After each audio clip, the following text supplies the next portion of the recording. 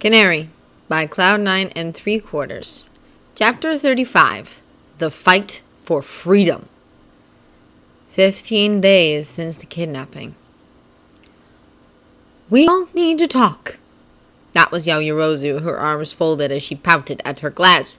Everyone was in the common room at that moment, which was most likely why she had chosen then to begin whatever she was on about. About what? Was Asui's reply. Shinso just sighed and sunk further into his seat, staring at Siren in her nest. He had a bad feeling that whatever it was, it involved him. It usually did. Her vice representative hesitated for a moment. Maybe it was because she had just assumed everyone had already guessed what she meant. Maybe it was because she was thinking through how to start this. Canary. Jiro pulled off her headphones immediately. Uraraka appeared over the back of the sofa she had claimed, already decked out in her pajamas. Ida did the same, as he had been trying and failing to explain the maths homework that Mr. Ectoplasm had set them a few days ago to her. The only one remaining was Todoroki, who just sat down in the chair next to Shinso, a cup of coffee in hand as he slid a much stronger one over to Shinso. He would need it to get through this. Someone else to note was Bakugo, who got up from his isolated seat in the corner of the room and began to walk towards the stairs up to his room. Bakugo, you need to stay here for this, Yaoyorozu said seriously, giving him a look as he passed her by. He faltered and sighed loudly before turning around and flopping back down in the nearest available chair, one earphone hanging out as he pressed pause on whatever he was listening to on his phone. Yaoyorozu cleared her throat, clearly a little nervous about the confrontation. Look, it's been over 2 weeks now since the kidnapping, and, well, we need to sort out our friendships. Shinso groaned, and Yaoyorozu glared daggers at him. You're absolutely right, Ida said eagerly, getting to his feet and pushing his glasses further up the bridge of his nose. His enthusiasm died quickly as he continued. A lot of troubling events have occurred over the last 2 weeks, and it has severely affected the well-being of a lot of you, including myself, I admit. However, right now, there is nothing we can do to change the situation. What happened is unfortunately behind us, and all we can do is move on. Right, Yaoyorozu stammered, wandering slowly over to a cupboard that Shinso had seen her rooting around in the day before, after he'd come back from the radio station with Jiro. That hadn't been a good night. The show ended on the last note of Jiro's song, but she and Shinso stayed behind for a good hour. Ida had been right. Mentally, they were not okay. Shinso had experienced his fair share of mental strife, but this had hit him more than he ever thought it could. He was most certainly not alone in that sense. So I thought that, in the meantime, maybe we could set aside a few evenings like this to sort things out, she suggested, eagerly bending down to root through that cupboard. And I thought that maybe we could start with... She turned around with a brilliant smile on her face. Board games! Kill me now, Shinso groaned quietly as he took a swig of his cafe. Todoroki smirked. I've never done them before, she continued, but I thought it would be a great way to spend some time together. Bakugo stood up again in another attempt to leave. And you're not allowed to skip it, she snapped coldly. Watch me! Bakugo hissed back. Shinso sighed. As much as he hated it, Yaoyorozu and Ida were on to something. Shinso had really ruined the friendships in this class. The least he could do was tag along in whatever mad attempts they had to salvage them. He turned back and go, What? Afraid that you'll lose? Bakugo stepped in his tracks. Wanna bet? He growled, turning on his heel and marched back toward Yaoyorozu. He snatched the first board game in the pile in her arms to read the label. These are all stupid. Or maybe you're just the stupid one. Okay, that wasn't Shinso's best insult, but in the small period of time that he'd really known Bakugo, he already understood that there was one way to get his attention properly, and that was competition. There's 19 of us, interjected Ida. We could split the group into 2 halves with one adjudicator. Then play a series of games with the team with the most wins at the end of the night being announced as victorious. Excellent, Yaoyorozu said eagerly. I don't mind being the adjudicator, unless you would prefer that role. It's your idea, so whatever you like. Ida nodded. Perhaps you could be so tonight, and I'll do it next time. Sounds like a plan. Yaoyorozu really was excited about this prospect. Okay, so how should we split up the class? I'll choose a team, and then so will eye bags. Shinzo gave Bakugo a look, raising an eyebrow as he drank the rest of his coffee. Sounds like a plan, he said, repeating Yaoyorozu's words. Are you sure we should? Started Yaoyorozu, probably referring to fracturing the class even further down the middle, but Shinzo personally thought this was the best way of doing it. Working together with Bakugo at this stage would probably just make things worse. He never wanted to be friends with them. Not a chance. But classmates and rivals? Those were terminologies that he'd be happier resorting to. First things first. Survive the night. I choose Kirishima, Bakugo started. Todoroki, Shinzo said immediately after, just because he'd given him coffee and deserved a reward. Raccoon Eyes, Jiro. Don's Face. I hate how we know who he's referring to, Kaminari grumbled as he wandered over to Bakugo's claimed side of the room. It wasn't long before the class was split evenly in two. Yaoyorozu stood in the center of the room with her pile of board games, whilst the two teams of 9 perched on and around the sofas. She pulled a large white sheet of paper from her arm, making it with her quirk, and then pinned it up on the wall. Finally, with a marker pen that she could have taken from her pocket, or just as easily formed it with her quirk, she drew a line down the middle and wrote Team Shinzo and Team Bakugo across the top of both sides. Okay! Yaoyorozu clapped her hands and BAMED! Shinzo glanced across the room at Bakugo and gave him one of his best cruel grins. Bakugo's response was more determined, but it was most certainly a generally improvement. Yaoyorozu didn't seem to notice. What shall we do first? They moved Midoriya from the warehouse to a new location, of which he never really had the time to appreciate. The atmosphere was tense and uncertain. Compress had been taken somewhere to allow him to recover from the amputation of his arm. Where? Well, Midoriya couldn't know for sure. He hoped he was okay. Midoriya frowned, scratching at the bandages on his face. Should he be worried for the welfare of a villain? Someone who kidnapped him, no less. But Midoriya was frightened. The villains spoke in front of him of their plans, mainly because they knew that he couldn't repeat them. They didn't think as far as sign language or writing, but without being able to even leave, there wasn't much point in worrying. Although Midoriya hadn't been completely sure on what they were originally aiming towards, the direction now was clear. Shigaraki had a deck of cards out before him on an old desk, and amongst them lay Overhaul's business card. Midoriya stared at him from across the room. His wrist had been reattached to the wall behind them just below a window and welded in place by Dabi as soon as he'd arrived to assess the damage that had been done in his absence. He wasn't pleased.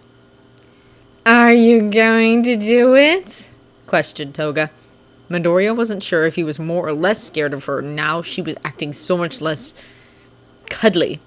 She was sitting on a sofa that was practically falling apart as she twirled a knife between her fingers, staring at Magne's magnet, which had been cleaned and propped up against the wall. Shigaraki looked up at Midoriya, who glared back at him, picking at the place where the chain was attached to the wall absent-mindedly. Not quite how they want it, he replied coldly. Dabi, get me a phone. No disputes were made, excluding the rolling of Dabi's eyes. He left the hideout as Shigaraki began to waltz towards Midoriya, scattering the playing cards as he went. He grasped the front of Midoriya's hoodie and pulled him to his feet. His wrist was wrenched back by the chain. It felt shorter this time. You should have joined us, he hissed. We could have avoided all this trouble. You shouldn't have taken my voice, Midoriya would have said. Instead, he just bared his teeth behind his mask. The growl he let out and the narrowing of his eyes was enough to get his point across. Shigaraki tossed him back to the floor roughly, yanking at his arm. The cuff was starting to chafe. We're not giving him away, right, Tomura? Toga frowned, sitting up. clearly displeased by the idea.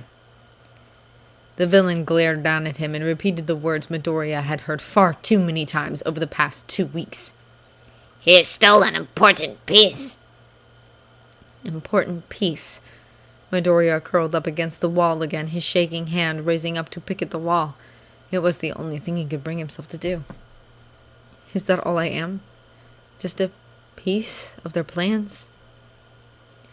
When's Sako coming back? Toga questioned, probably referring to Compress. Soon, Spinner replied, hauling himself up onto the iron frame of the disused bed.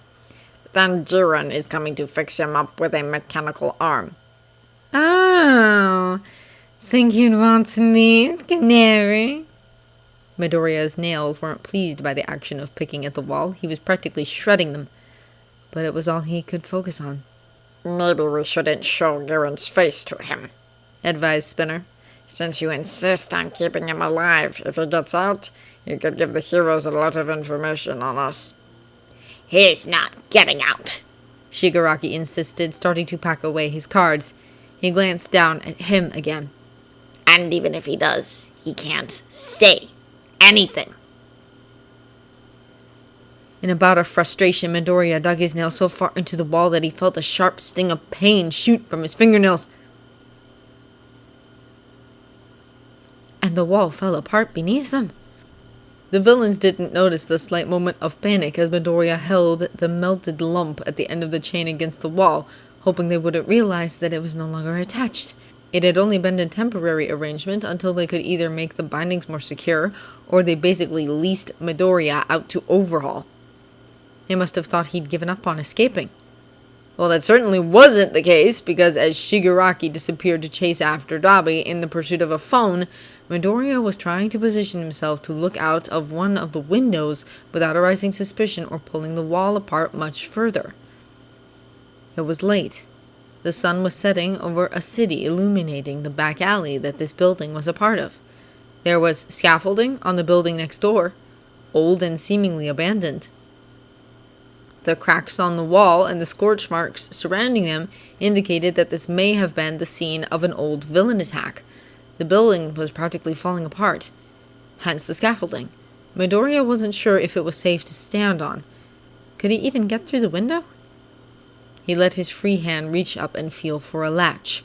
The window itself was composed of 2 rather large glass panes, with a single strip of wood splitting the 2 vertically. But no, there was no latch. The window couldn't be opened. He could go after the door, but Shigaraki could be just outside. Either way, to get there, he would have to run past all of the other villains. No, he'd have to risk the window if he wanted to stand a chance. Midoriya's heart was beating at 100 miles an hour as he further assessed the situation. Rather surprisingly, none of the windows were as damaged as the rest of the derelict flat. Okay. He took a deep breath in hopes to calm himself down. There was a chair within arm's reach. He pulled it towards himself, catching Toga's eye in the process, so he sat on top of it, still holding on to the crumbling wall without arousing much suspicion. It wasn't that weird to want to sit on the chair rather than the cold, hard floor. He sat there and watched the movements of the villains for a moment more. Dabi and Shigaraki were outside. Twice was with Compress elsewhere, getting treatment for the loss of his arm. Toga was on the other side of the room, still on that sofa. The closest to him was, in fact, Spinner. He was certainly the most immediate danger. He was looking at Midoriya right now, narrowing his eyes. Midoriya looked back as innocently as he could muster. Perhaps that made it look even more suspicious. Spinner got up from the box he'd been perched on. Midoriya flinched, and to the ground fell a little lump of rubble. They stared at it, and then at each other. Midoriya dropped the end of his chain, tugged as hard as he could, and away it came. Turning with the twisting elegance of dance, he picked up the chair he had been sitting on and tossed it at the window behind him, praying it wouldn't just ricochet off. Thankfully, the window was just as structurally sound as the rest of the building was, and shattered at the impact with ease. He didn't hesitate at the sight of jagged glass, and threw himself out of the window just as Spinner's claws reached for the hem of his hoodie. There was a yell as his feet made contact with the edge of the windowsill, the glass cutting at the exposed skin of his legs beneath his shorts. He propelled himself forwards without daring to look down, reaching forwards in the desperate hope to get out of there. The world moved in slow motion as he moved through the air across the gap between the buildings, the tune of his wings rising up his throat upon learned instinct, although it could never even reach the tip of his non-existent tongue. But then his hand grasped the middle of the scaffolding and he yanked himself onto the wobbling platform, his foot crashing through the rotting wood. Shigaraki! Midoriya heard Spinner cry. There was no time to lose. Pulling his foot free, he charged down the length of the scaffolding, hearing the old structure creak and groan beneath him. He reached the end and once more leapt into the sky. The wind in his hair, the fading sunlight on his face, a feeling of freedom he longed to keep forevermore.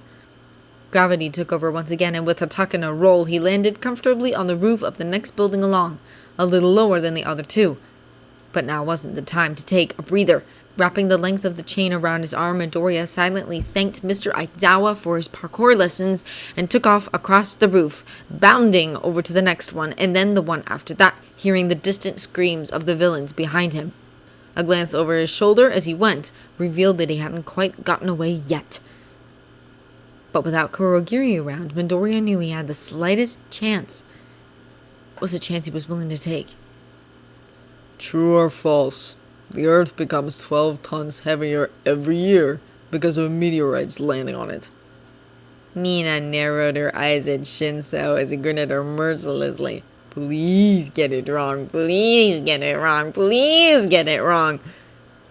There's no way! Meteorites are tiny! Protested Kirishima. Tell that to the dinosaurs! Sero scoffed. Guys, you're not allowed to help Mina. Yaoyorozu reminded them for the 100th time. Mina was busy trying to get through Shinso's poker face. I'm failing. False! She decided on. Shinso just kept grinning. That's true, isn't it? She sighed. Why are you so good at this? I think maybe you're just bad at it, Mina. Sue pointed out. Shinso was liking Suyu more and more. Mina just growled loudly and fell backwards to throw a mini tantrum on the floor as Shinso claimed the card for his team. Okay, who's next from Bakugo's team? Yaoyorozu questioned. Oh, let me go. Hagakure exclaimed as her floating pajamas bounced up and down. Yeah! Try and see through Hagakure's poker face! Mina laughed. Who is guessing from Shinso's team? Pressed Yaoyorozu. Have you all had a go? I believe it is Jiro next. Ida nodded. Go on, Owl! Uraraka cried, punching the air excitably. Jiro scooted forwards to the front of the group as Hagakure picked up a card from the dwindling pile of facts. In some parts of northern Chile, it hasn't rained for over 400 years. Jiro replied immediately. True. And held out her hand to accept the card. Canary has said that one before. It's in the Atacama Desert. When did he say that? Ida frowned. When we were complaining about it raining all the time. Jiro answered. Yeah, and Midoriya said he didn't have an umbrella since the last one got vandalized. Shinso shot a look at Bakugo. Well, I didn't freaking do it! He is back. Guys, come on! We were doing so well! Kirishima sighed. At the game? Because we really haven't. Sato pointed out, glancing at their small collection of cards in comparison to Shinso's teams. The game was to guess whether the fact read out was true or false. Get it right, and your team keeps the card. Get it wrong, and it goes to the other team. Simple enough, but Midoriya's constant spread of knowledge seemed to have infected most of Shinso's friends, and consequently they had realized that if they never heard the fact before, there was a good chance it was made up, and thus false. Shinso had the entire Aria on his team alongside Tokoyami, who Shinso had been talking to from time to time ever since the summer camp, Koda, which was an obvious choice, and finally Asui, who Uraraka had insisted on having on their team, and Shinso was glad he'd agreed. Everyone else, excluding Yaoyorozu of course, had ended up with Bakugo, who had become rather frustrated at the first game that attempted playing. There's only 3 cards left, pointed out Jiro. We've definitely won this round. So, should we just move on to the next game? Bakugo didn't look too pleased. But the others did, so as they started cleaning up the scouted cars, Yaoyorozu drew the first tally line on the scoreboard and moved to the other available games. What should we do next? She asked, spreading them out on the table as soon as the cards were out of the way. Not Monopoly, Ojiro sighed. That'll take forever. Cluedo? Suggested Uraraka. Yeah, and Momo could use the killer and the weapon and stuff, Hagakure said gleefully. Okay, sounds fun. I don't know what it is, though, so you may have to explain the rules. She grinned. We have 8 players on each team, and the maximum is... 6, Todoroki replied, checking the back of the box. Okay then. She frowned. Why don't the team leaders suggest 3 people, excluding or including themselves, to be the players? May, Weird Air, and Arms, Bakugo decided instantly. I'm assuming that's me? Shoji questioned hesitantly. Right. Who wants to play for our team? Shinso asked, turning back to them. Even better, who actually knows how to play this game? I've played it with my siblings once or twice, Sue admitted. I can't remember the last time I played it, but I definitely have at some point. Jiro sighed. Right, there we have it then. Okay, and then if the others pair up with the players from their teams, I think, Yaoyorozu instructed, with one person having 2 people with them. And then no one else can help the others, even if they're on the same team, suggested Ida. Sounds like a good idea. Yaoyorozu nodded as she poured herself some more tea. Right then. How do we play this? Footfalls against hard concrete echoing up the dark alleys. He didn't know where he was. He didn't know where he was going. All he knew was to get away. Midoriya skidded to a halt at the end of the alley as a torrent of blue flame blocked his path, scorching the ends of his hair. You won't be getting away that easily, Dabi hissed as he came into view, ready to blast him again. Midoriya turned on his heel to run in the other direction, but faltered when he saw Spinner there, a singular sword unsheathed. But Spinner had left at the same time as Toga, so if he was there, then... Midoriya swung around wildly behind him, his fist making contact with the side of Toga's head, making her drop the blade that was seconds away from digging into his shoulder. In panic, he ran down the last remaining alleyway as Toga recovered. He knew what was coming before it happened. Shigaraki was standing there, waiting for him. Midoriya charged forward, determined to get past, but the villain lunged before he had expected him to, grasping the end of the chain that persisted to dangle from Midoriya's wrist. He tripped as his arm was pulled backwards, and within seconds, Shigaraki had him pinned against the wall, his hand around his neck. So difficult, he snarled as Midoriya struggled to get away, pulling at the villain's hand in vain. Good job, sighed Dabi as the others caught up with Shigaraki. Man, Toga panted. I really thought he was going to get away for a second there. Shigaraki's fury grew greater, pushing Midoriya further into the wall as he choked. If you weren't so vital to our future operations, I would kill you. Right here. Right now. Midoriya kicked and growled. He wouldn't be going back without a fight. He wouldn't! Spinner seemed to realize this. Now what? He groaned. There's no way we'll get him back easily. Listen here, Shigaraki growled, his eyes practically glowing in his anger. You are going to follow us back, and you aren't going to dare try something like that again. Midoriya cried out something indistinguishable. Even he wasn't sure what he had tried to say as he scratched at Shigaraki's skin. If you don't do as I say, then we'll go and get you a little friend. Midoriya's eyes grew wide, shaking as he hesitated in his efforts to free himself. Shigaraki smiled. The UA students are in the dorms now, so they'll be a little harder to reach. But we could take any one of the idiots wearing a happy little Canary jumper, block them off from the streets, and you two could spend time with us together. How's that for an idea? Midoriya stared at him for a moment, trying to read his expression underneath that dismembered hand which covered his face. It wasn't hard to tell that he was serious. He was dropped to the ground. Midoriya gasped for air by Shigaraki's feet, coughing and spluttering. Damn it. He was so close. But now what? He could have put someone else in this position. If he dared flee again, how could he know that they won't take revenge? Get up! Shigaraki hissed, kicking Midoriya in his side for good measure. Bastard. Trembling, Midoriya managed to do as he was told, hanging his head in a depressive state. Let's go. Shigaraki nodded, and he began to march away. He wavered for a moment, but eventually complied. Midoriya didn't know what made him move his feet as he followed the villain's back. Toga skipped along beside him, complaining that he was moving too slowly from time to time, so Dabi jabbed him harshly in the back. But it wasn't long before Midoriya stopped altogether, gazing at his feet. The villains were dead silent for a moment. He knew they must have been staring at him. What was he doing? Was this it? Was this him giving up?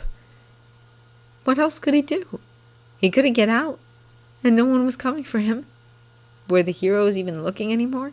Had they given up too? Did they think he was dead? Overall, had... Come on, Canary, Toga called out to him. He let his head droop lower, and he took a step forward, finally accepting his fate. Which was when it happened. Into his leg, a small white mass had tumbled. Midoriya blinked.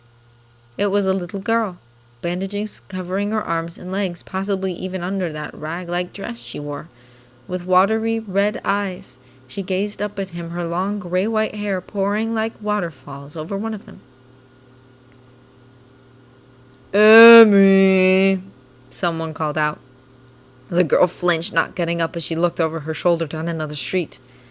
Hey, what's going on? Toga exclaimed, hurrying back over to them. Who's that? But Midoriya was a little more transfixed on the man who had just stepped out of the shadows. He narrowed his eyes. Fancy running into you here, Canary, said Overhaul. We suspect that it was... Uraraka started menacingly. Colonel Mustard in the living room with the candlestick. As we finished, Bakugo showed her a card with the same type of aggression that one would flip up their middle finger, and Uraraka growled loudly.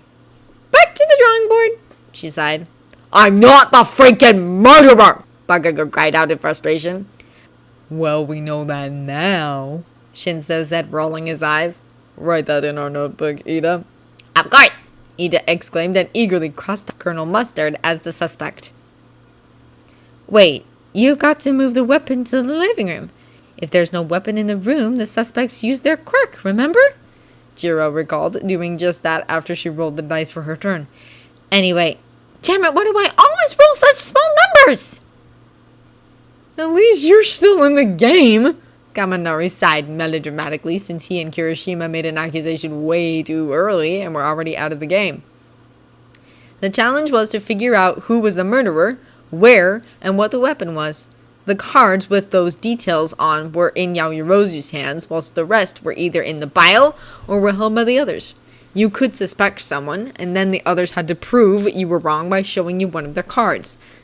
But if you made an accusation that was wrong, then you were completely out of the game. Right.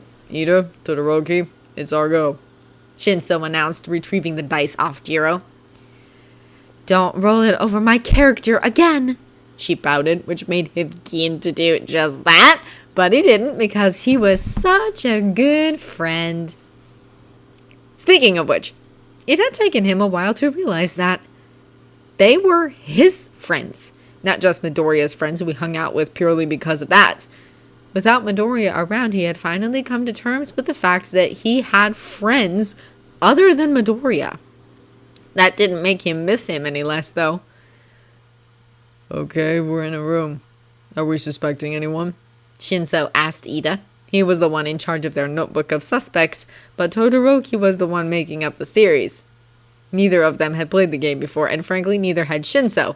However, Todoroki was eerily good at it. We're making an accusation, Todoroki announced. A series of oohs rang out across the room. The local conspiracy theorist strikes again, Jiro smirked. You sure? Shinso questioned, raising an eyebrow. He nodded confidently, and that was enough for Shinso. All right then. Colonel Mustard, with his quirk, In the library. I just freaking said! Bakugo started, but was quickly interrupted by none other than Yaoyorozu. She grinned. He's right. What? He yelled. Yes, Puffin. Shinzo laughed. I'm not the villain! Bakugo yelled. That's not how the game works, Bakugo. It's alright, man. Kirishima said, trying to calm him down. Yeah, the civilians are trying to figure out who the villain is before the heroes come, and the police arrest all of them, supposed Ordero. But then why is the villain himself trying to solve the case? Frowned Mina. I guess to not arouse suspicion, said Yaoyorozu. Yeah, what if Bakugo accused himself? Added Sero. That wouldn't make sense. He's adding himself in. Whatever, it's a pre-Quirk era game, right? Kirishima pointed out. Of course there are bound to be weird plot holes or something when they tried to make it more relevant. Anyway, Shinso's team gets another point, Yaoyorozu announced, getting up to add the tally. This is stupid. I'm going to bed. Bakugo proclaimed, tossing his cards onto the board and getting up. Shinso sighed. It looked like he'd have to save the day. Again. No need to be such a sore loser. I'm not a sore loser, he yelled. and I haven't freaking lost yet. Let me choose the next game. Shinso grinned. He was so easy to manipulate that he didn't even need to think about using his quirk. Bakugo took box after box out of Yaoyorozu's arms, discarding each one of them until finally all she was left with was a pack of cards with the top heroes from a few years ago detailed across them. He snatched it off her and held it up to the group. Who can play poker? Me! Mina yelled, raising her hand eagerly. Alongside her, it was Kaminari, Shoji, Hagakure, and Jiro who knew how to play. Everyone else's hands remained stubbornly lowered.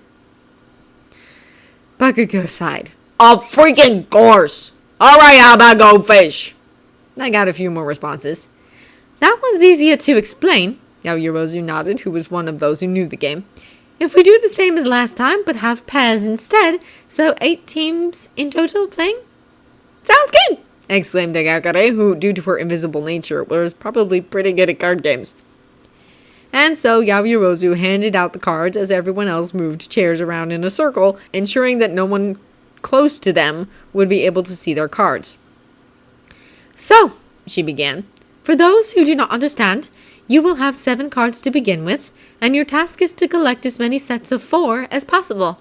For example, the 9 of hearts, diamonds, clubs, and spades makes 1 set of 9s. You can then put the set down on the table, and you get a point. The group with the most sets at the end wins. When it's your go, you can ask any of the other teams if they have a certain card. Let's say you're trying to get the set of 3s, and currently only have 2 of them. You could then ask Bakugo, do you have any 3s? And if he does, he has to hand them one over.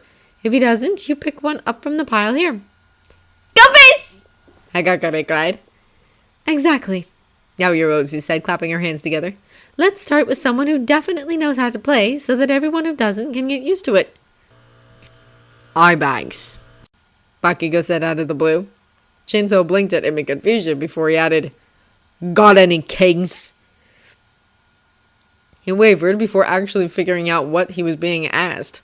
Todoroki, who was somehow paired up with him, beat him to it. Go fish. Is that right? Yeah.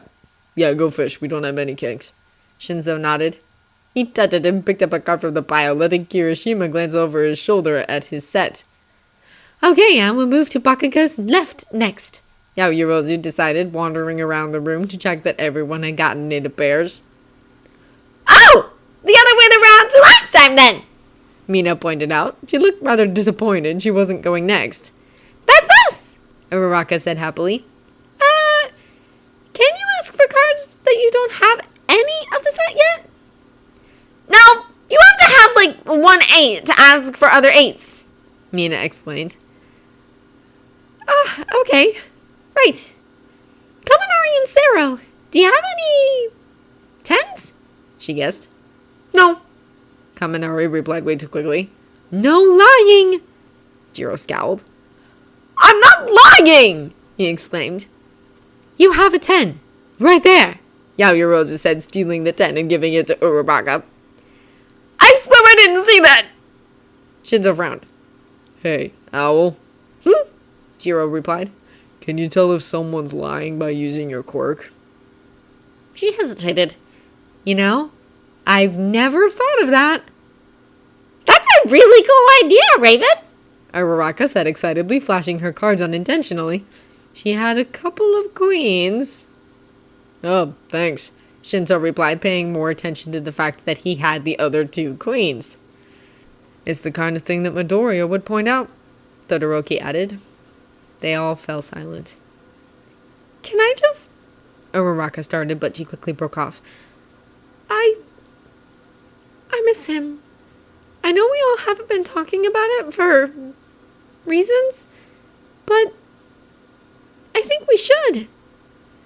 But no one said anything more for a moment, just staring at their cards and waiting for someone else to make the first move. I was looking forward to having him in our class, Jiro bravely announced. And I know he was gone even before the idea of the dorms came about. But I couldn't stop thinking about all the stupid stuff we'd all get up to with him around. Shinzo put his cards face down on his lap as he picked up Siren in her entire nest. Siren running rampage. He grinned. Really unnecessary random facts, Jiro added with an eagle smile. We're analyzing every little detail of everything, said Uraraka, leaning head on Axmi's shoulder. There would be music playing constantly, she told the others, probably in English, so you'd have no idea what's going on, and then he accidentally sets fire to something. There was a soft murmur of laughter across the group. Did I ever say he was in my dance class? Mina questioned. Yes, sighed Jiro. Many times. We could have given you all dance lessons, she finished, either ignoring Jiro's last comment or missing it completely. That would have been funny. You know, there's nothing stopping you all from doing all these things now. That, weirdly enough, came from Bakugo.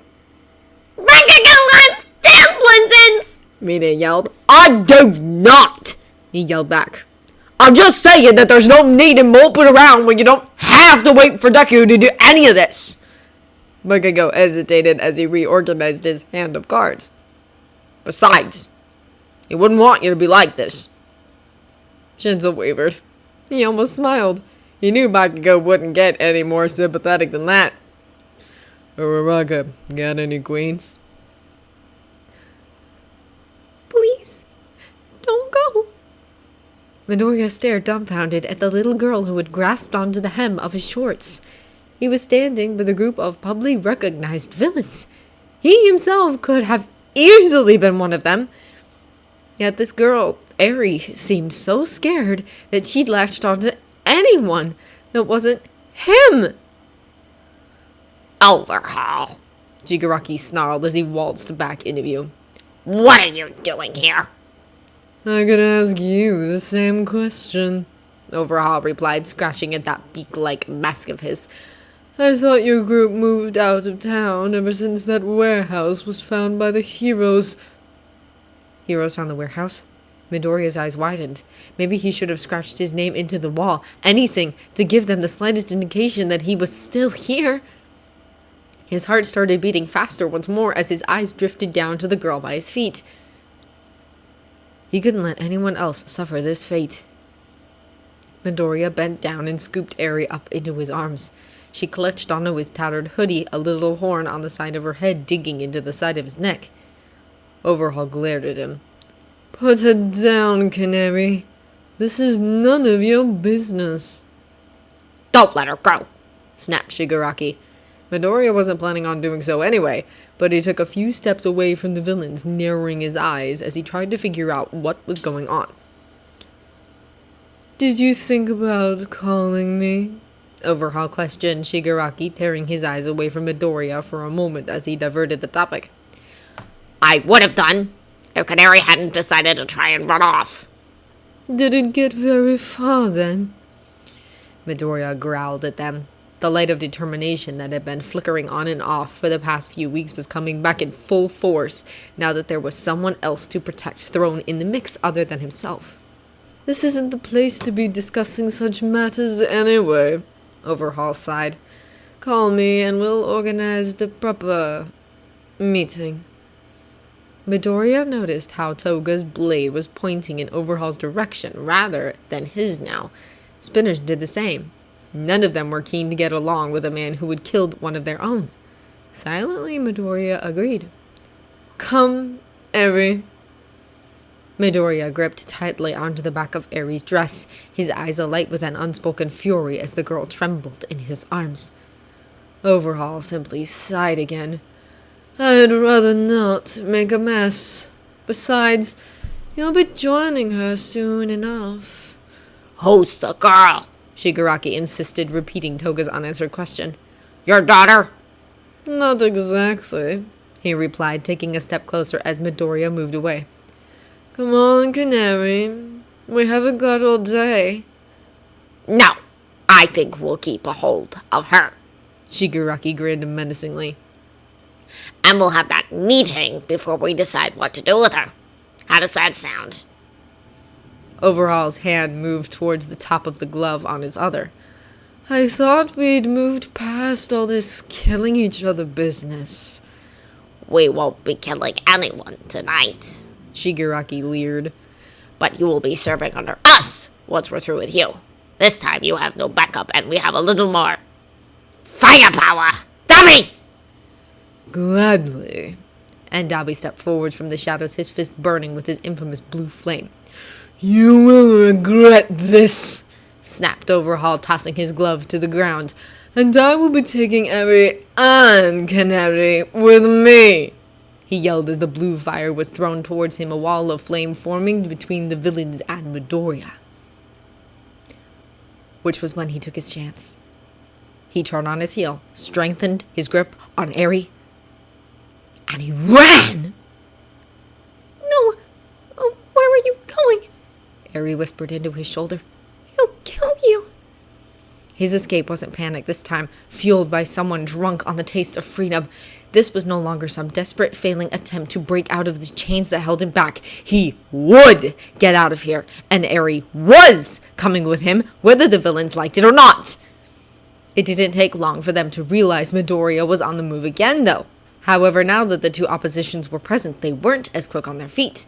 They tussled with their power, throwing blows left and right as they stumbled over each other to pursue Midoriya.